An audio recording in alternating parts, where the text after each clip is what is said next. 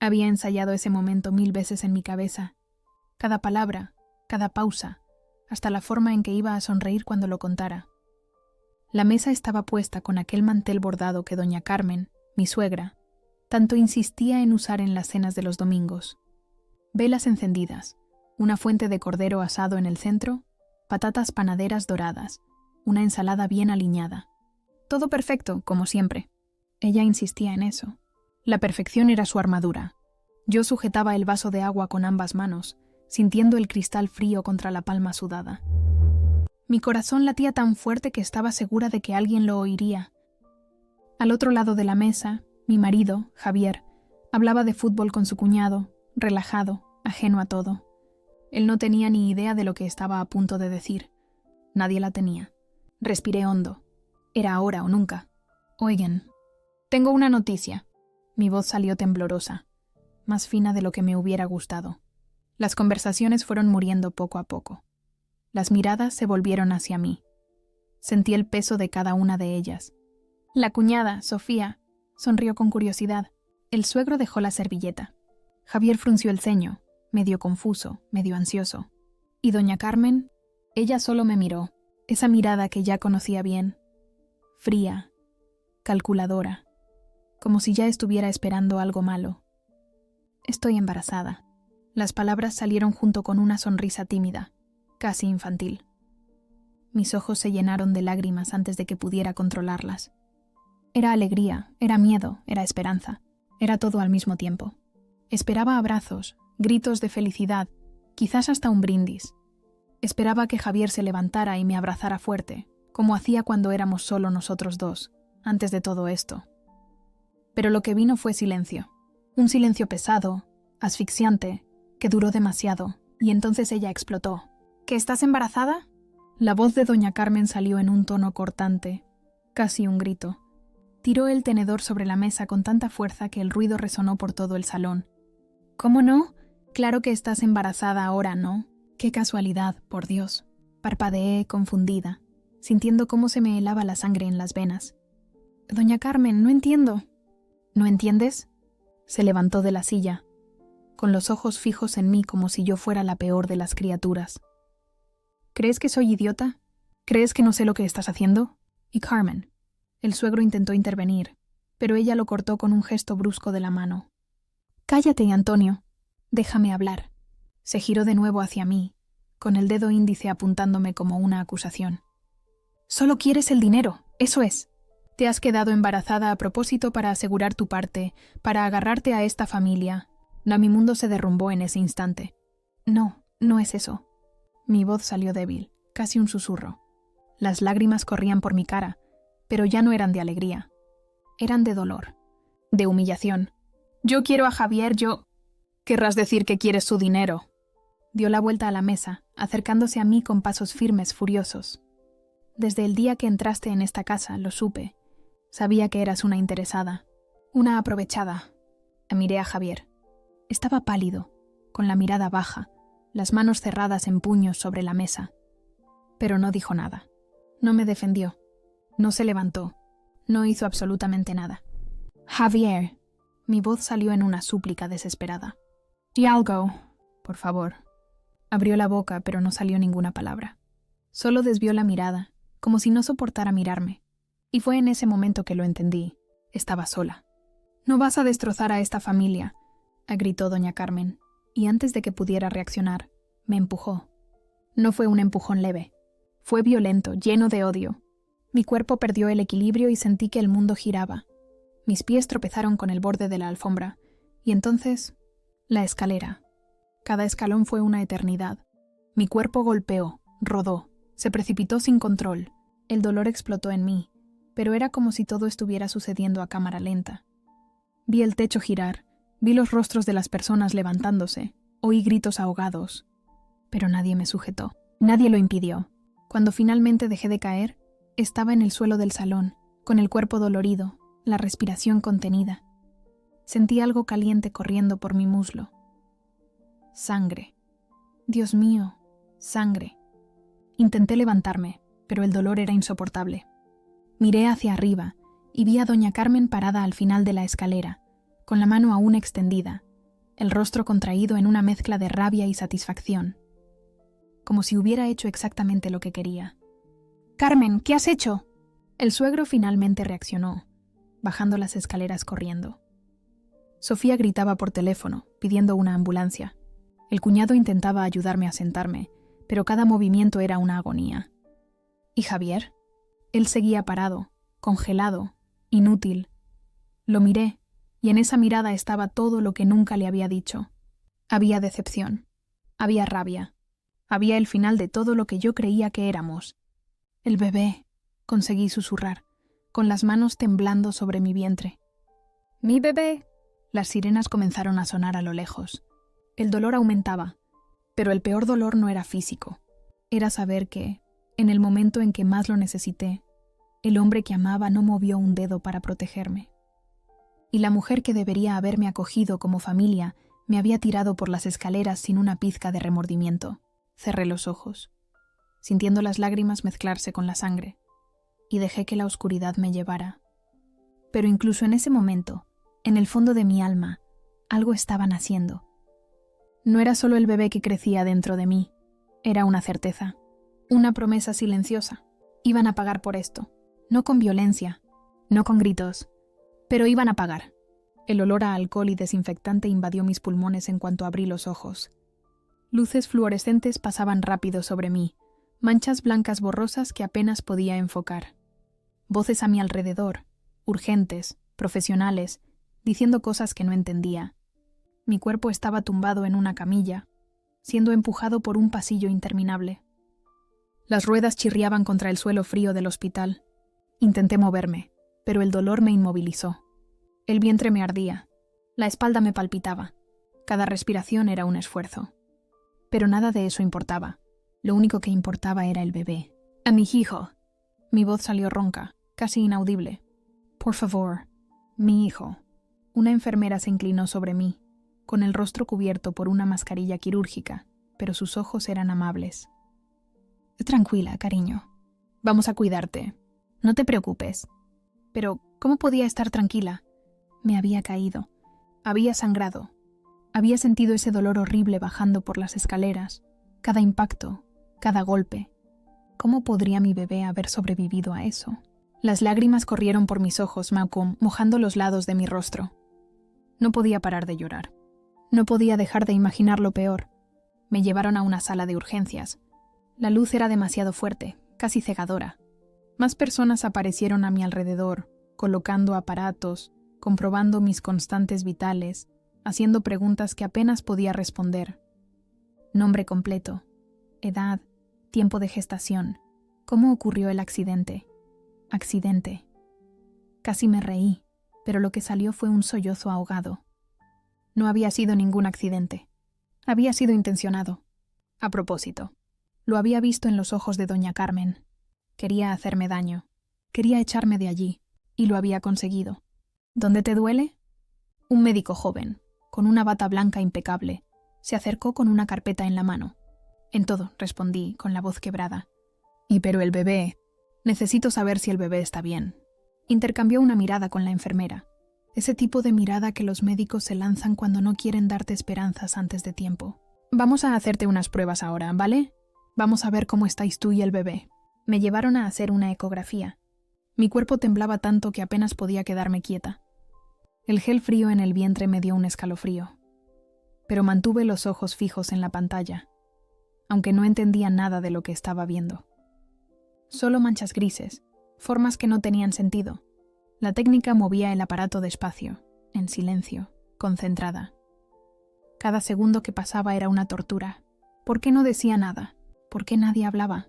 Por favor, supliqué con la voz rota.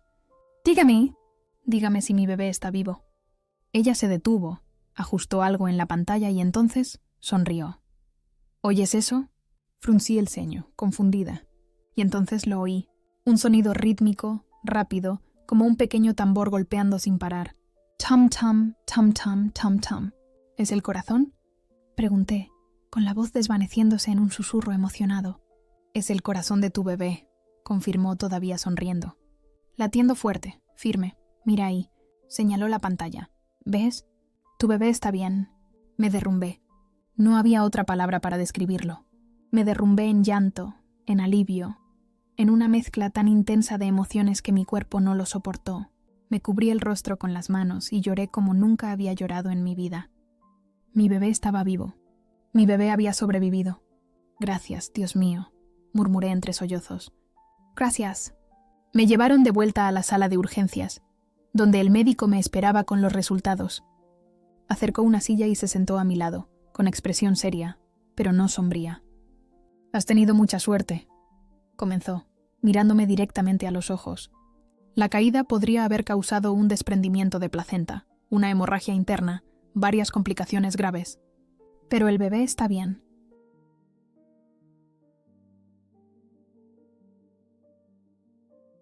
El latido es fuerte. No hay signos de sufrimiento fetal. Respiré hondo, todavía procesando esas palabras. Suerte. Había tenido suerte. O quizás algo más grande que eso me estaba protegiendo. Y hay una cosa más, continuó el médico, consultando el informe. Por el tamaño del feto y la fecha de tu última regla, estás más avanzada en la gestación de lo que pensabas. Aproximadamente 14 semanas. Parpadeé confundida. ¿14 semanas? Pero yo pensaba que solo estaba de 2 meses. Es común que pase, explicó paciente. A veces no nos damos cuenta de las señales al principio, o confundimos los síntomas. Pero el bebé ya está bien formado. Ya tiene dedos. Ya tiene un corazón que late fuerte, como has visto. Eso es muy bueno. Cuanto más tiempo de gestación, más resistente es el bebé. Puse la mano en mi vientre, todavía dolorido, pero ahora con un sentimiento diferente. No era solo alivio, era algo más profundo. Era la certeza de que esa vida dentro de mí era fuerte, más fuerte que todo lo que había intentado destruirla. Vas a necesitar reposo absoluto durante los próximos días, continuó el médico. Y vamos a seguirte de cerca. Cualquier señal de sangrado, dolor intenso, cualquier cosa diferente, vuelves aquí inmediatamente. ¿Entendido? Asentí, pero mi mente estaba lejos. Estaba pensando en la casa, en la suegra, en Javier. Doctor, comencé vacilante. Si la familia pregunta, ¿el bebé está realmente bien? O sea, ¿no hay ningún riesgo? Me miró durante un largo momento, como si intentara entender lo que realmente estaba preguntando. El bebé está estable y sano, respondió despacio.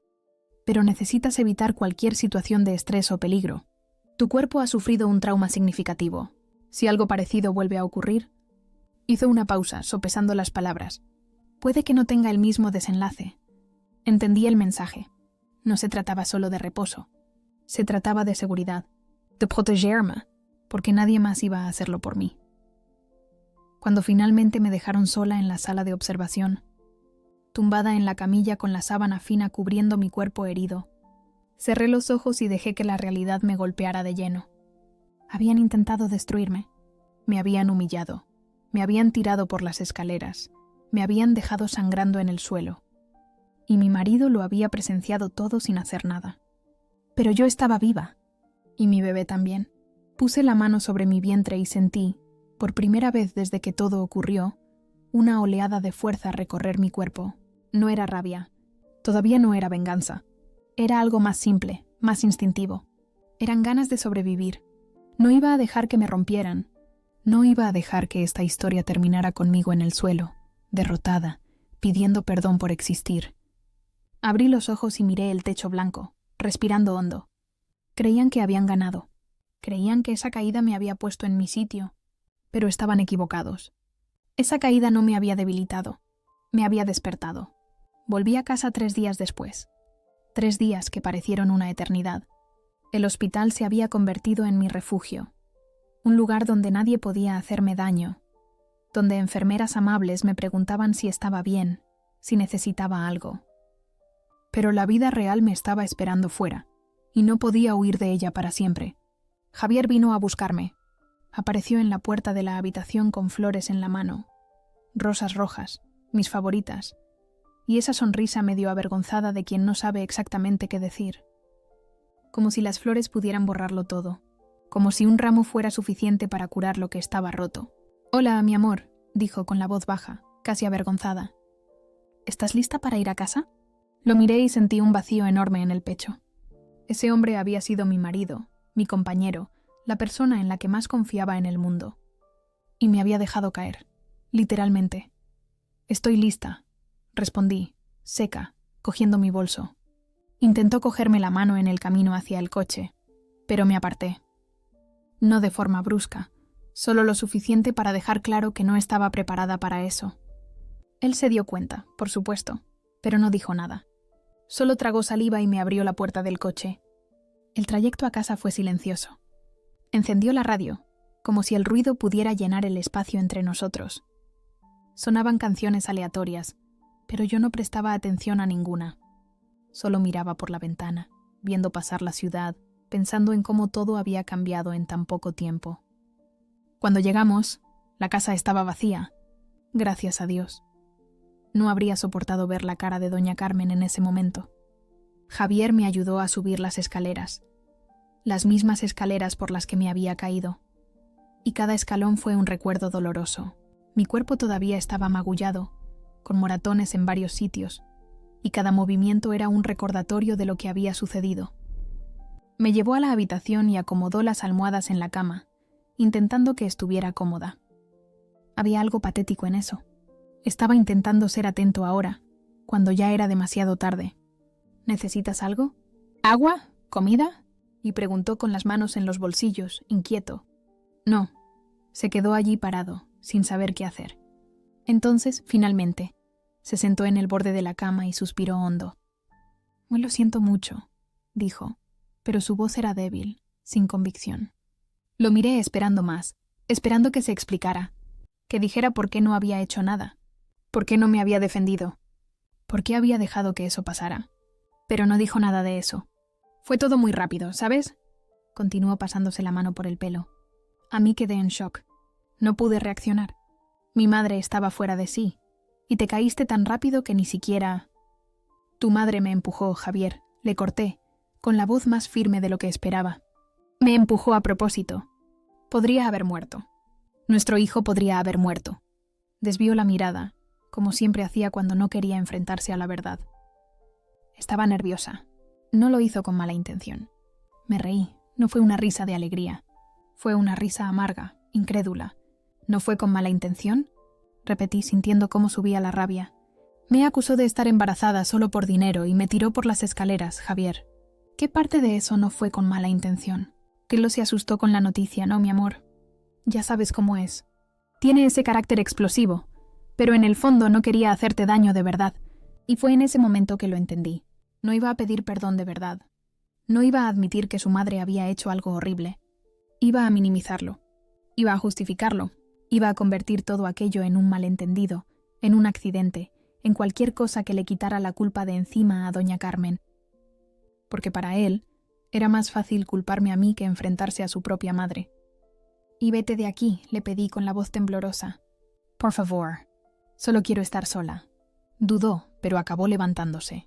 Antes de salir, todavía lo intentó. «¿Quiere venir a pedirte perdón? Quizás mañana, cuando estés más tranquila». «No», dije, firme. «No quiero verla. No quiero hablar con ella. No ahora». Suspiró, como si yo estuviera siendo dramática, difícil. Como si yo fuera la culpable de esta historia. «Está bien. Hablamos después». Salió y cerró la puerta.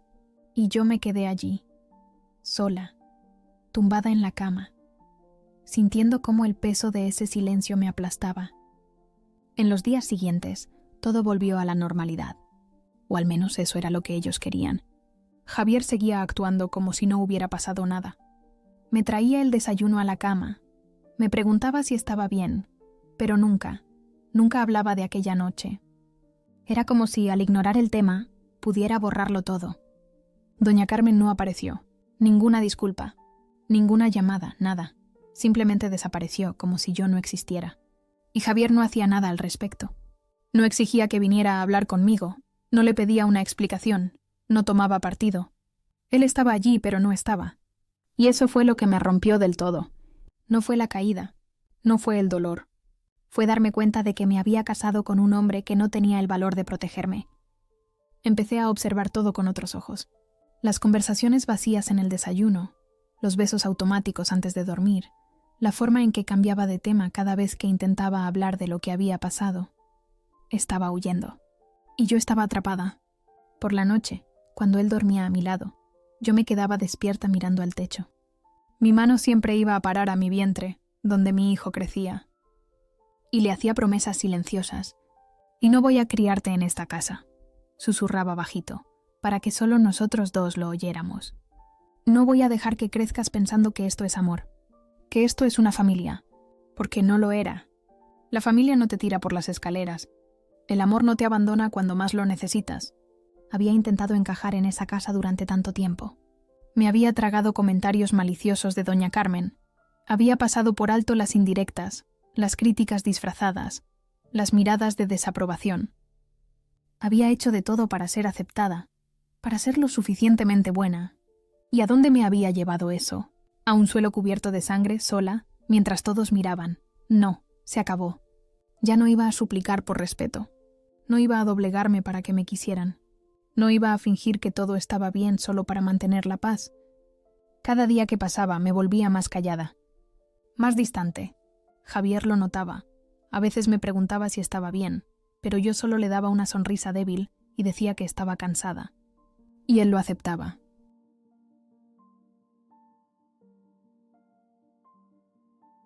Porque era más fácil creer la mentira que enfrentarse a la verdad. Dejé de llorar delante de él. Dejé de esperar que cambiara. Dejé de creer que, de alguna manera, todo aquello se iba a resolver. Porque la verdad es que ya estaba resuelto. Solo que yo todavía no me había ido. Pero me iría. Empecé a planear. No de forma obvia, no de una manera que llamara la atención. Solo pequeños pasos. Un cajón con documentos organizados. Un cuaderno escondido con anotaciones. Nombres de abogados que había buscado discretamente en Internet. Números de teléfono. Direcciones. Me convertí en una sombra dentro de esa casa, silenciosa, invisible. Pero por dentro estaba en llamas. Cada vez que Javier intentaba tocarme, fingía que me dolía. Cada vez que hablaba de su madre, cambiaba de tema. Cada vez que decía «te quiero», yo solo respondía «lo sé». Porque yo ya no lo quería, no a ese hombre, no a esa versión de él que me había decepcionado de una forma que nunca imaginé posible. Y con cada latido del corazón de mi hijo dentro de mí, me hacía más fuerte, más decidida. Creían que me había callado porque estaba derrotada. Pero no era eso. Me había callado porque estaba planeando.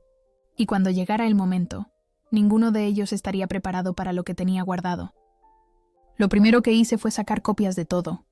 Documentos del matrimonio, extractos bancarios, recibos de pagos que había hecho en la casa. Todo lo que demostrara que yo no era la interesada que doña Carmen pintaba. Lo guardé todo en una carpeta discreta, escondida en el fondo de mi armario, detrás de la ropa de invierno que nadie tocaba. Después pedí cita con una abogada. No cualquier abogada. Busqué recomendaciones en grupos de mujeres en Internet. Leí reseñas. Investigué quién defendía realmente a víctimas de violencia de género. Encontré a la Dra. Patricia, una abogada de Madrid que tenía un historial impresionante de casos ganados. Llamé a su despacho temblando, pero la voz que me atendió fue firme y acogedora. Necesito hablar sobre una situación familiar. Fue todo lo que conseguí decir. Me dio cita para la semana siguiente. Le dije a Javier que tenía una cita de control prenatal. Él ni siquiera cuestionó, solo asintió distraído mientras veía el partido en la tele. Era tan fácil mentirle. Tan fácil porque nunca prestaba atención de verdad. El despacho de la Dra. Patricia estaba en un edificio elegante en el centro. Cuando entré en su sala me sentí pequeña. Era una mujer de unos 50 años, con el pelo canoso bien cortado, gafas en la punta de la nariz, un traje impecable. El tipo de mujer que impone respeto solo con mirarla. «Siéntate, querida», me indicó la silla frente a su mesa. «Cuéntame qué ha pasado». Y se lo conté. Todo. Desde el principio, desde los comentarios maliciosos de la suegra, las indirectas, las pequeñas humillaciones que me tragaba todos los días. Le conté lo de la cena, la acusación, la escalera. Mi voz se quebró varias veces, pero no me detuve. Necesitaba que lo supiera todo. Cuando terminé, se quedó en silencio por un momento, simplemente mirándome con una expresión que mezclaba empatía y algo que parecía rabia contenida. «¿Tienes pruebas?», preguntó directa al grano. «Sí». Abrí mi bolso y saqué la carpeta que había preparado. Vi informes médicos del hospital, fotos de los moratones, el parte de la ambulancia. Y también tengo testigos. Los vecinos oyeron los gritos de esa noche. La cuñada de mi marido estaba allí. Lo vio todo. Ladra. Patricia hojeó los documentos con atención, tomando notas. Cuando terminó me miró con seriedad. Esto es grave, muy grave. Intento de lesiones, violencia de género por parte de tu suegra, y tu marido podría ser acusado de omisión del deber de socorro. ¿Quieres seguir adelante con esto? Respiré hondo. Era la pregunta que sabía que vendría. La pregunta que lo cambiaría todo. Quiero... ¿Estás segura? Porque una vez que iniciemos este proceso, no hay vuelta atrás. Tu vida se va a poner patas arriba. Intentarán desacreditarte. Te llamarán mentirosa, loca, interesada. Va a ser difícil. Puse la mano en mi vientre, sintiendo esa presencia que me mantenía fuerte. Estoy segura. No es solo por mí, es por mi hijo. No puede crecer en una familia que cree que esto es normal. Ella sonrió, una sonrisa pequeña pero genuina, y me tendió la mano. Entonces, vamos a hacerlo bien. A partir de ese día, mi vida se dividió en dos. De día era la esposa callada, obediente, que fingía que todo estaba bien. De noche, cuando Javier dormía, me transformaba en otra persona. Una persona que planeaba cada detalle de su huida. Empecé a ahorrar dinero. Tenía una cuenta que mi abuela me había dejado, una pequeña herencia que nunca había tocado. Lo transferí todo a una cuenta nueva, en otro banco, a la que solo yo tenía acceso. Cada céntimo que sobraba, cada cantidad que conseguía guardar sin levantar sospechas, iba a esa cuenta. Poco a poco, estaba construyendo mi independencia. Busqué también un ginecólogo privado, fuera del seguro de la familia de Javier. Quería tener mis propios informes médicos, mi propio seguimiento, sin que ellos tuvieran acceso a nada. El médico fue atento, me hizo todas las preguntas correctas, y cuando le conté lo de la caída, lo documentó todo con cuidado. Más pruebas para el proceso. Volví al barrio donde ocurrió aquella noche. Llamé a la puerta de los vecinos, aquellos que sabía que habían oído los gritos. Doña Sonia, la señora que vivía al lado, me recibió con un abrazo apretado. «Hija mía, sabía que esa familia era rara», dijo, negando con la cabeza. Lo oí todo. Los gritos, el jaleo, la ambulancia llegando. Aquello no fue ningún accidente. ¿Aceptaría dar su testimonio? ¿Para la justicia?, le pregunté vacilante. Ella no dudó. Claro que sí. Lo que te hicieron fue una barbaridad. Conseguí 2 vecinos más que se ofrecieron a testificar. Cada conversación, cada nombre añadido a la lista, era un ladrillo más en el muro que estaba construyendo entre aquella familia y yo. Sofía, mi cuñada, fue más complicado. Sabía que ella lo había visto todo, pero era la hermana de Javier. La lealtad familiar pesaba. Aún así lo intenté. Quedé a tomar un café con ella, lejos de casa, en un lugar neutral. «Sofía, necesito tu ayuda». Removió el café sin mirarme a los ojos. «No sé si puedo meterme en esto. ¿Viste lo que pasó? Viste a tu madre empujarme. Fue todo muy confuso, ¿sabes? Pasó tan rápido. Sofía, por favor». Casi pierdo a mi hijo. Finalmente me miró y vi lágrimas en sus ojos. Lo sé que fue horrible. Pero es mi madre, ¿entiendes? Es mi familia. Lo entendí. Entendí que era tan cobarde como su hermano. Pero no insistí.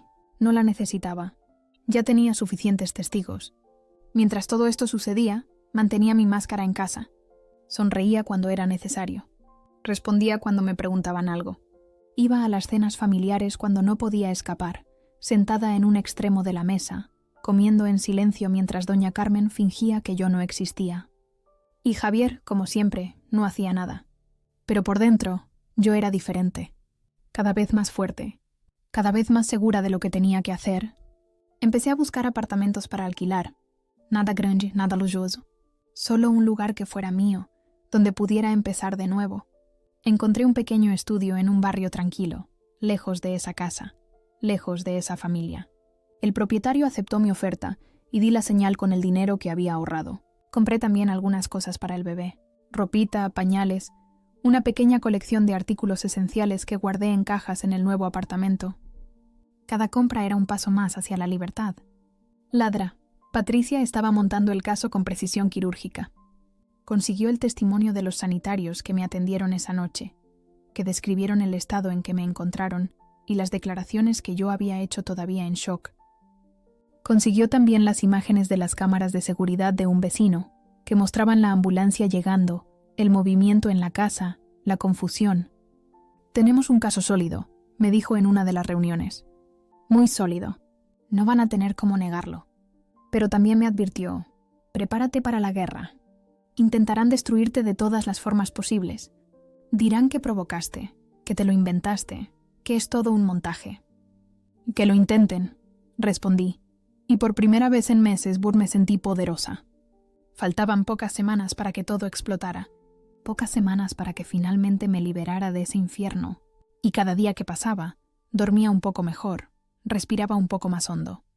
Porque sabía que la venganza no sería con gritos, no sería con violencia, sería con la verdad y con la ley, y nada asustaba más a esa familia que esas dos cosas juntas. Elegí un domingo para irme. Domingo, porque era el día en que insistían en reunirse todos para comer. El día en que doña Carmen ponía la mesa grande, preparaba comida para un batallón y toda la familia se juntaba para mantener las apariencias de que éramos unidos, felices, normales. Yo no iba a aparecer en esa comida, pero ellos todavía no lo sabían. El viernes anterior, me llamó Ladra: «Patricia, está todo listo. Los papeles se entregarán el lunes por la mañana. ¿Estás segura de que quieres hacer esto ahora?» «Ni absolutamente», respondí sin dudar. «Genial. Entonces el domingo desapareces. Te vas a tu nuevo apartamento y te quedas tranquila. Deja que procesen lo que está pasando. Y el lunes, cuando los oficiales de justicia llamen a la puerta, se armará la gorda». Sonreí. Por primera vez en meses, sonreí de verdad.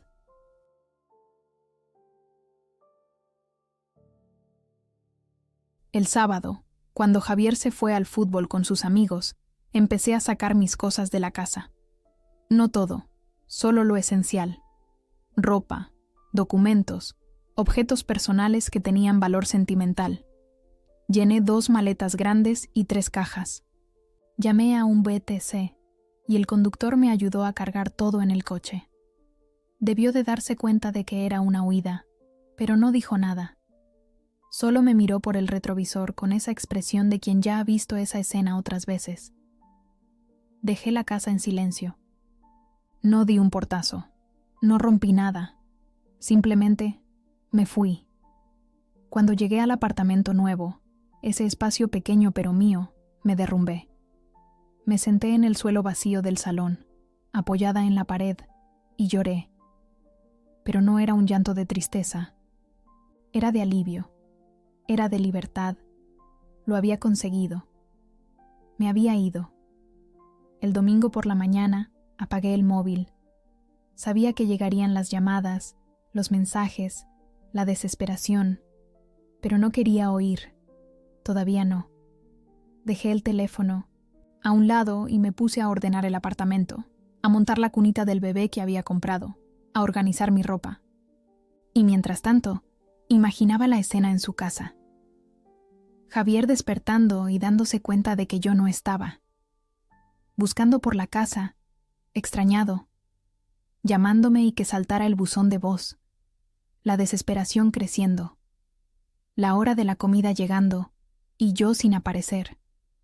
Doña Carmen con esa cara de desdén, diciendo que estaba siendo dramática de nuevo. Pero por dentro, todos sintiendo que algo era diferente. Algo era muy diferente.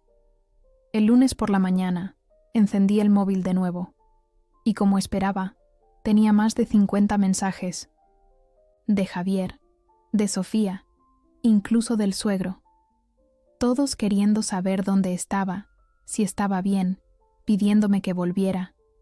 Pero no había nada de doña Carmen, ni un mensaje, porque en el fondo, ella lo sabía. Sabía lo que había hecho. Y sabía que tarde o temprano la cuenta llegaría. A las 9 de la mañana, Ladra. Patricia me mandó un mensaje. Oficiales enviados. En 1 hora lo reciben. Respiré hondo. Era ahora. A las 10:30 sonó mi teléfono.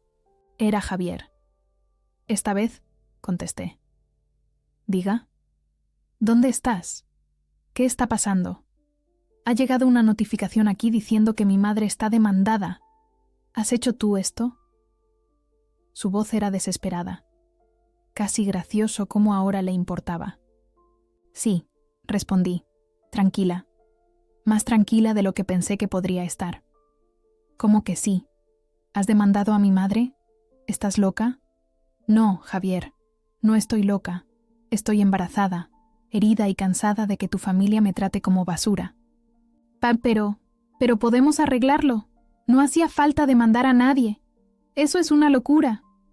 Me reí. Una risa sin humor. ¿Arreglarlo cómo, Javier? ¿Cómo los arreglaste cuando tu madre me empujó por las escaleras? ¿Cómo lo arreglaste quedándote en silencio mientras yo sangraba en el suelo?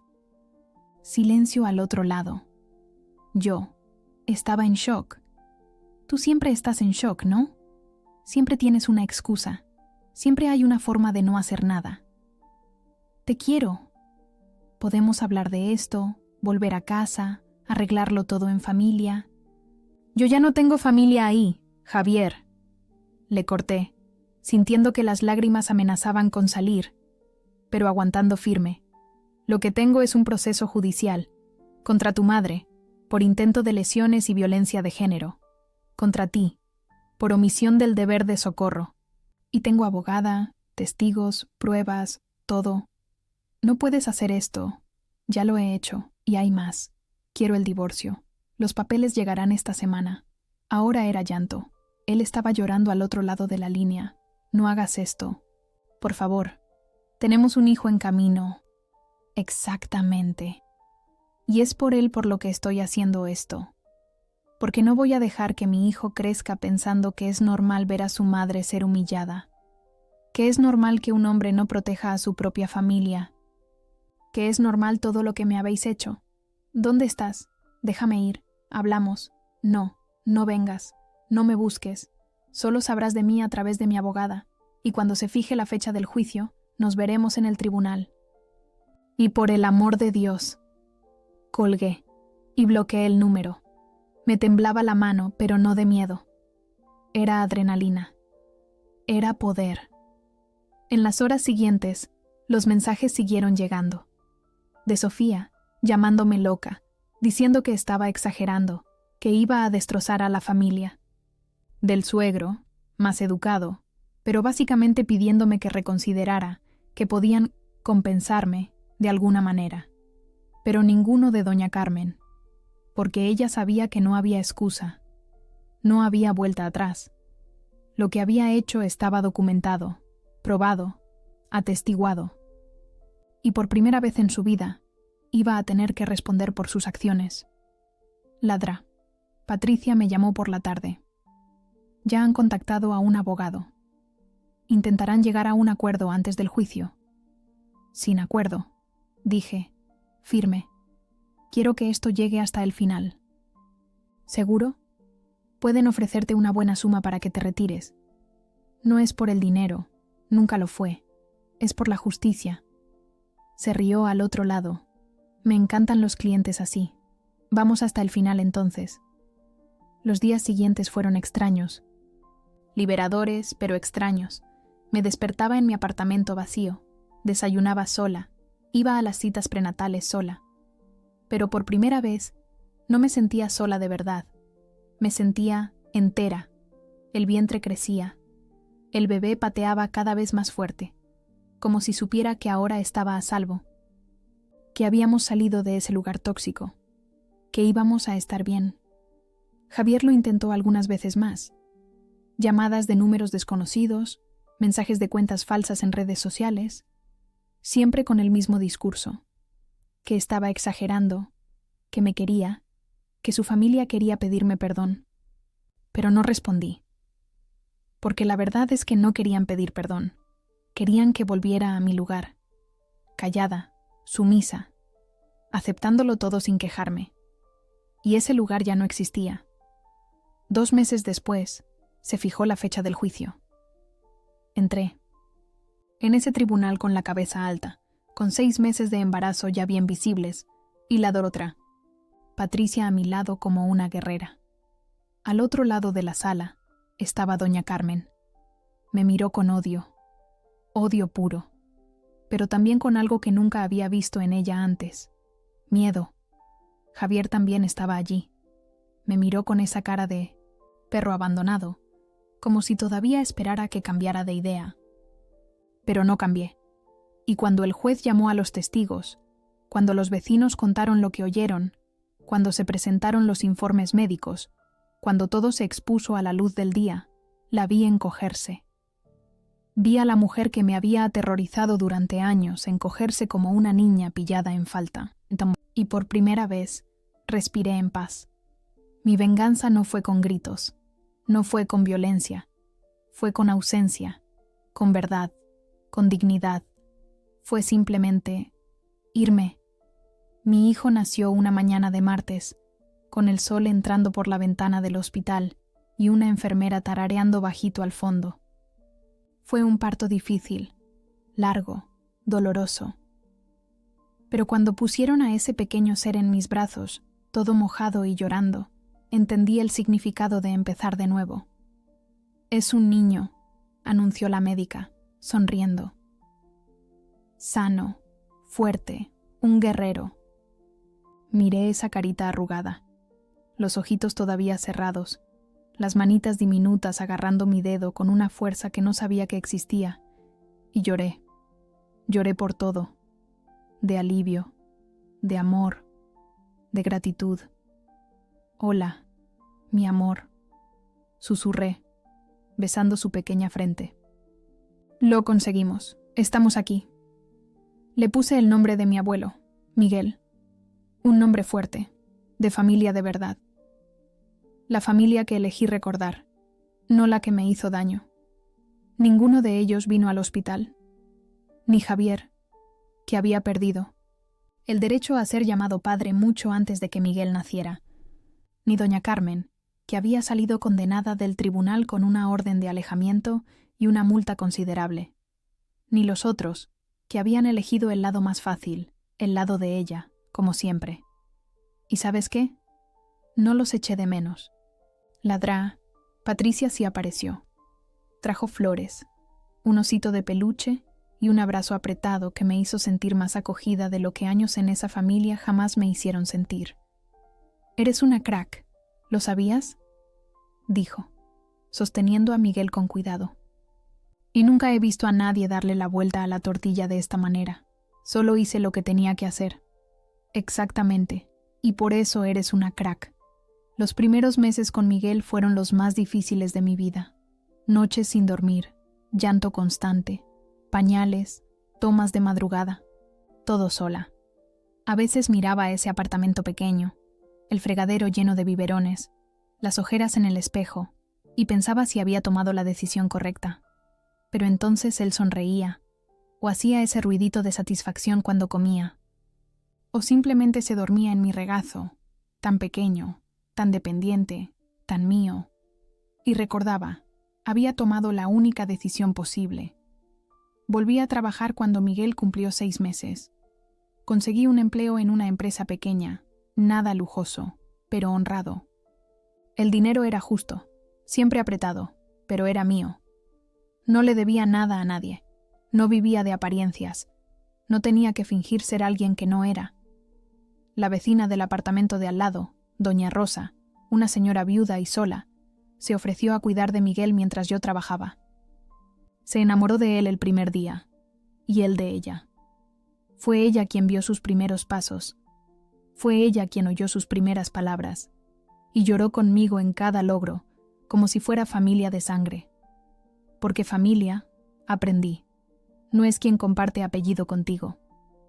Es quien se queda, quien cuida, quien te levanta cuando te caes. El proceso contra doña Carmen llegó hasta el final.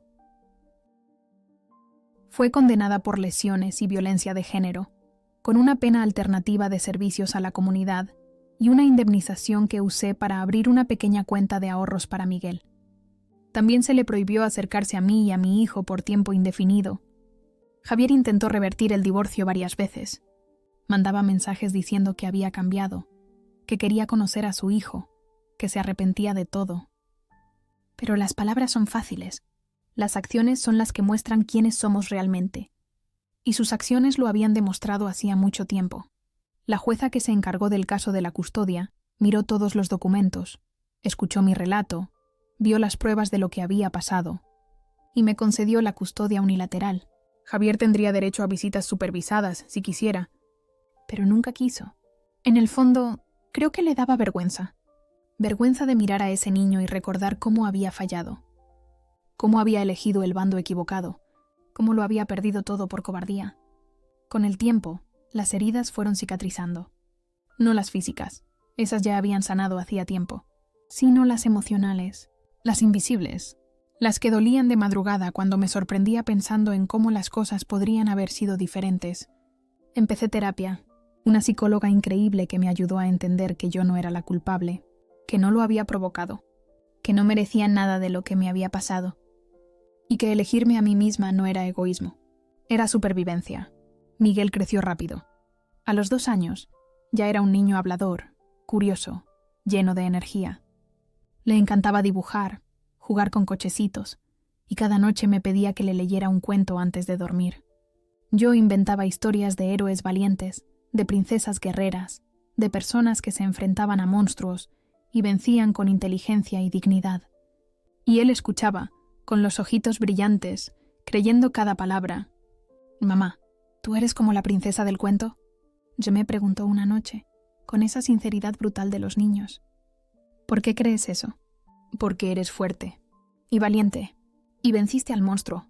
Lo abracé con fuerza, sintiendo cómo se me encogía el pecho de la emoción. «Vencimos juntos, mi amor, tú y yo». Él sonrió y se acurrucó más cerca. «Te quiero, mamá». «Yo también te quiero, más que a nada en el mundo». Hoy, cuando miro la vida que he construido, veo que no es perfecta. El apartamento sigue siendo pequeño. El dinero sigue siendo justo. Hay días en que estoy agotada, que apenas puedo mantener los ojos abiertos. Pero es mía, es real, es verdadera. No hay gritos, no hay humillación, no hay miedo. Solo hay silencio cuando necesitamos paz, y risas cuando queremos alegría, y abrazos a todas horas. Porque aquí un abrazo no es moneda de cambio. Es solo amor. Las cicatrices siguen ahí, en mi espalda donde me golpeé en la escalera, en mi corazón, donde aprendí que el amor no duele, al menos no debería doler, y en mi alma, donde guardé la fuerza que descubrí en esa noche horrible. Pero ya no me definen, me defino por lo que construí después, por la madre en que me convertí, por la mujer que aprendí a ser. A veces, cuando estoy cocinando y Miguel está jugando en el salón, me detengo y miro a mi alrededor. Las paredes sencillas, pero decoradas con sus dibujos. La mesa pequeña donde cenamos juntos todos los días. La ventana por la que entra un solecito agradable por la tarde, y respiro hondo, llena de gratitud. Porque podría haberme quedado. Podría haberme tragado todo y haber seguido en esa casa, en ese matrimonio, en esa vida que no era mía. Podría haber aceptado las migajas de afecto que me lanzaban de vez en cuando y haber llamado a eso amor. Pero no me quedé, me fui. Cogí a mi hijo en brazos y me fui. Y en esa salida, en esa ausencia de ellos, en ese silencio que elegí, lo encontré todo. Encontré paz. Encontré dignidad. Encontré libertad.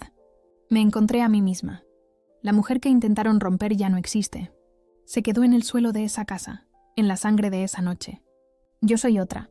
Soy la que se levantó, la que luchó, la que venció sin necesidad de destruir a nadie. Porque la mayor venganza no fue hacerles pagar. Fue elegirme a mí. Fue ser feliz sin ellos. Fue criar a mi hijo en un hogar lleno de amor, donde nunca verá lo que yo vi. Nunca pensará que la violencia es normal. Nunca aprenderá que el silencio es complicidad. Mi venganza fue simplemente vivir. Y vivir bien. Hoy, cuando me acuesto por la noche y oigo la respiración tranquila de Miguel en la habitación de al lado, cierro los ojos y doy las gracias. Agradezco haber tenido el valor cuando todo parecía perdido. Agradezco haber elegido el camino difícil pero digno. Y agradezco, sobre todo, haber entendido que a veces lo más revolucionario que una mujer puede hacer es simplemente irse.